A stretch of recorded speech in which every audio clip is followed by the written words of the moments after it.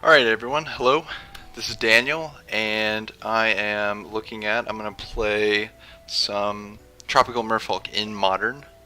Um, what is Tropical Merfolk? It's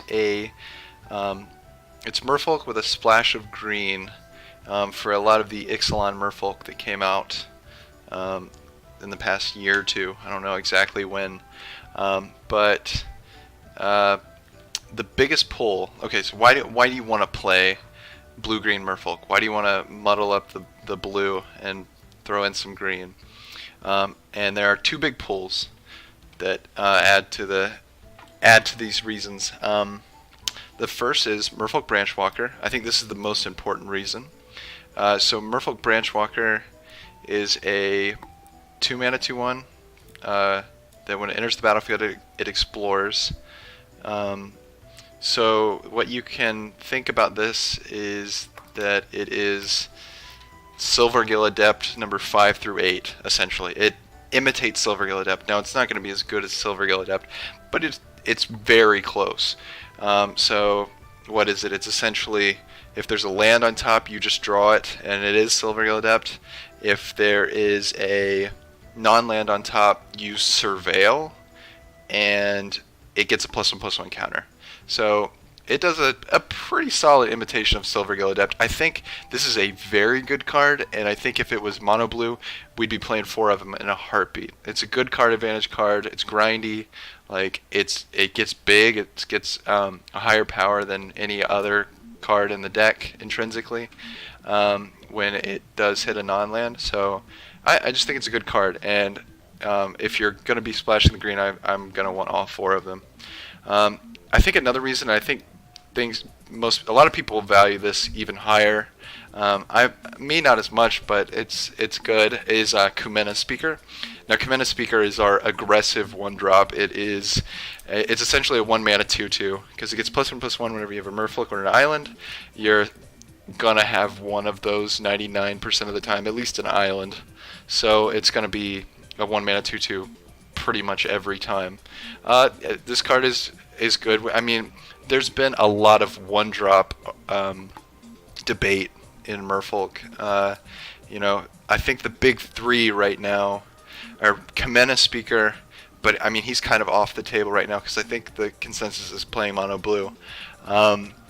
Mistcaller is a big one, and Curse Catcher, and I think right now everyone's running Mistcaller, and I'll save that for another time. I'm not sold on Mistcaller. What does it do? It hits. It'll turn off a collected company. It essentially says like counter target collected company, counter target Court of Calling, or Eldritch Evolution, or exile a couple prized amalgams if they come in for a turn or something like that. It's all right against Dredge, and it's decent against Coco and any Court of Calling decks, and I think it hits. It does work against like Grizzlebrand, and it does work. Yeah, it counters a Through the Breach if you're playing any breach decks.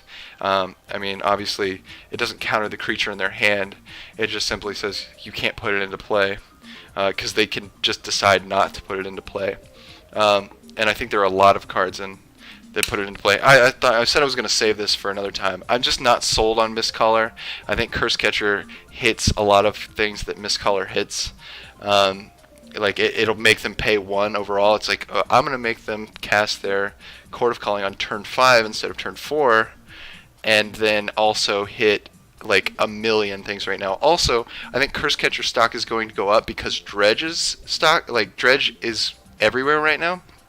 And what do you do if you're a different deck and you want to play against Dredge, you want to fight Dredge, is you bring a lot of Anger of the Gods. And I think Anger of the Gods is going to be prevalent, and like Mistcaller is not going to do shit against Anger of the Gods. Like we need to do something against Anger of the Gods. Curse Catcher is at least gonna be there to stop it in some form, or at least delay it. Anyway, that's my rant. I really like Curse Catcher. I think a good compromise was I saw Lord Ace X put up a 5-0 competitive league where he took out all 1-drops because he was not excited with how they played out, except for Kumena Speaker. And he put in 4 Spell Pierces, and I loved that. I'm a big fan of Spell Pierce. I just max out on 2 drops and then play a reactive Spell Pierce and keep it up. Excuse me. So anyway, that's my spiel. Sorry about that. So those are 2 reasons to play Tropical Merfolk. Another reason, not really as much of a reason as the others, is Merfolk Mistminder. It's another 2-mana 1/1 Lord. Doesn't give Island Walk. Island Walk's super important. I like Lord of Atlantis and Master of the Pearl Trident. There's no others like it, and this is not a Master of the Pearl Trident. This is not. So this could just as easily be Mara Regery. I'm going ahead and trying out Merfolk Mistbinder while I am playing some Tropical Merfolk and testing. Going with 2 of them and Phantasmal Image. I could just as easily have 4 Phantasmal Image or 4 Merfolk Mistbinder. So what else? We've got the 16 that will be in every Merfolk deck that anybody ever plays. That will never be cut. It's Master of the Pearl Trident, Lord of Atlantis, Silvergill Adept, and Spreading Seas. Those are always going to be in the deck. I mean, you could say Ether Vial as well. So let's say that the 20 that will never be cut. Another thing that I'm going with is the full 4 of Merfolk Trickster. I feel like Merfolk Trickster is going to essentially just become one of these solid cards. Like, it could easily be, like, maybe it's less like the others, but I'm starting to feel like this card has to be a 4 of in every Merfolk deck because it's just very, very powerful. And at the top of the curve, we've got Kira Great Glass Spinner. Now, I'm very surprised that a lot of people aren't playing Kira Great Glass Spinner right now.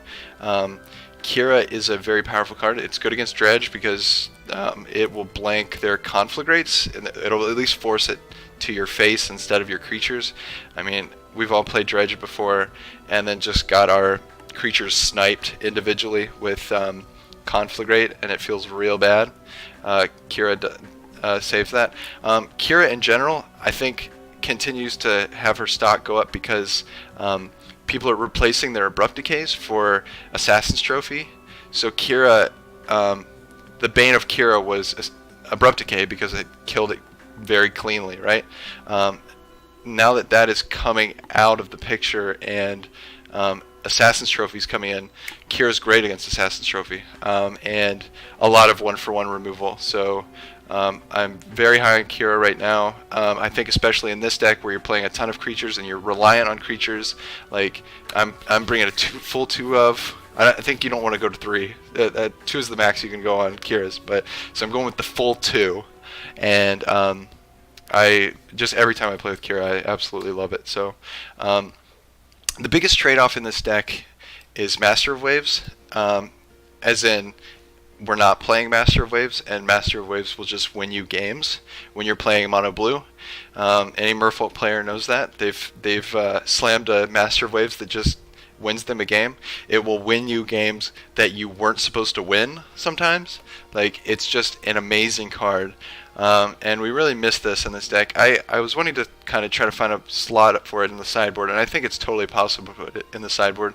But I decided to go with more graveyard hate because Dredge is so popular right now. But I think it's perfectly fine. Well, I'll talk about that afterwards. Let's talk about the sideboard first. So I'm running 2 Negate. A lot of people are running Deprive. Deprive is fine. But it essentially says, it tacks on, okay, you have to cast it with double blue, and you have to return a land to your hand in order to have a chance at countering creatures as well. And so my question is, what are the creatures that we're countering in the meta right now, right? Because like Primeval Titan is not really a big deal right now. If you're playing against humans, they're casting things off of Cavern of Souls or Ether Vial. Same thing with spirits. It's like, I'm not sure why we're running deprives over negates, and I could be sold on that. I'm open to somebody put a comment down and let me know like why I should be running deprives. But for now, I'm running negates. We got Vapor Snags. This could easily be a Dismember. It's just cheap removal. Spell Pierce. Spell Pierce is just a great card. Don't need to explain it that much. Gut Shot. Efficient, cheap removal for a Mana Dork. Steel Overseer. A bunch of other stuff. Good against a bunch of things right now. Natural State. So efficient artifact and enchantment removal, which Mono Blue Merfolk doesn't have. This is something nice to have. Shaper Sanctuary, this is for the grindy matchups.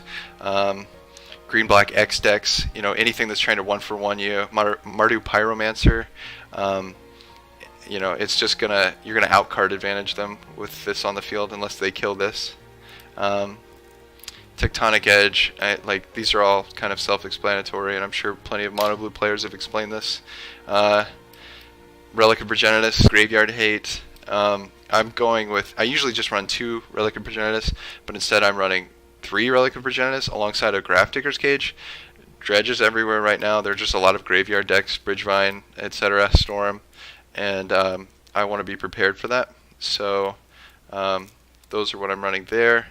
What I was going to say about Master Waves in this build, I don't think there is a lot of cost in splashing green in this deck, and I really think that Merfolk Branchwalker is a powerful card. I would be inclined to say that there's a build where you could just forgo Kumena Speaker, run a traditional mono blue shell, except for 4 Branchwalker in the deck, and then also run Master Waves.